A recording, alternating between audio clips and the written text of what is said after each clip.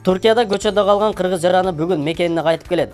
Туркияда көчөдө калган кыргыз жараны бүгүн 8-сентябрда мекенине кайтып келет. Бул тууралуу Тышкы иштер министрлигинин басма сөз кызматынан билдиришти.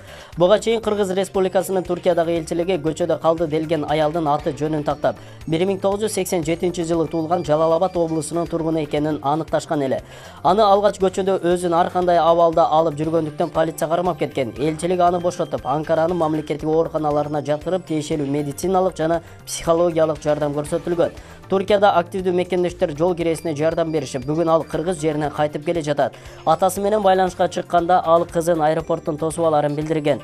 Кыздын тагдырынын оң жагына чечилишине жардам бергендерге ыраазычылык билдирем дейт ТИИМдин басма сөз катчысы Айымкан Кулукеева. Эске салсак, интернеттеги социалдык тармактарга Анкарада эс тутумун жоготкон аял тууралуу маалымат тараган. Анда бул аялдар тааныгандар барбы? Сүрөттөгү мурда кыргыз жеринде иштеп кетишкен түрк кесиптештер жөнөтүштү. Айтымдарында ал аял Анкарада көчөдө жүрөт. Атын да атай албайт деп жазылган эле. Булак Супер KG.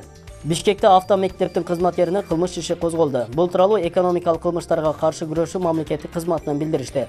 Маалыматка караганда, автомектептерде жарандарды окутууда жана айдоочулук күбөлүккө укук берүүдөгү мыйзам бузууларды аныктоо максатында текшерүү жүргөн.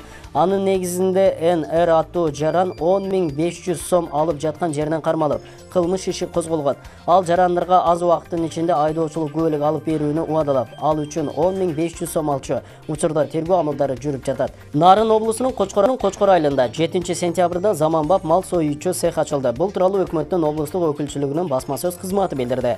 Ачылыш аземинде өкмөттүн Нарын облусундагы ыйгарым укуктуу өкүлү Аманбай Кайыпов малды асылдандырууга болгон аракеттер жөнүндө, ошондой эле өндүрүлгөн айыл чарба продукцияларын экспорттоо багытында аткарылып жаткан иштер боюнча маалымат берди. Мындан сырткары, ишкана аркылуу калктын малын жеткиликтүү баада кабыл алууга жана анын продукциясын иштетүүгө мүмкүнчүлүк түзүлгөнүн белгилеп, тиешелүү келишимдер аркылуу алыска барбастан мал ээлери ишкана менен иштешүүгө болорун билдирди.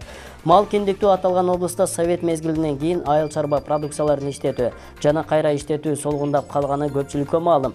Акыркы мезгилде облустун өнүктүрүү стратегиясына ылайык бул багытта ишти жандандыруу боюнча бир катар аракеттер көрүлүүдө. Жеке ишкерлер тарабынан, жергиликтүү бийлик тарабынан дагы долбоорлор иштелип чыгып, тиешелүү жактарга сунушталып келген.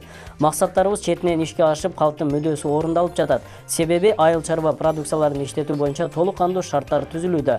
Кайыпов долбоорду ишке ашырып жаткан ишкана жана мал союучу жайды ачууга көмөк көрсөткөндүгү үчүн эл аралык өнүгүү агенттигинин жетекчилигине ыраазычылык айтты. Түркиялык технология менен курулган мал союлуучу жай суткасына 30 баш бодо союга ылайыкталган. Анда лаборатория, малды карантинге кармоочу жайы, бордоп семиртүүчү жайлары камтылган. Инвестициялык жалпы көлөмү 40 миллион сомду түзгөн ишканада 15 жергиликтүү тургун иш менен камсыз болду.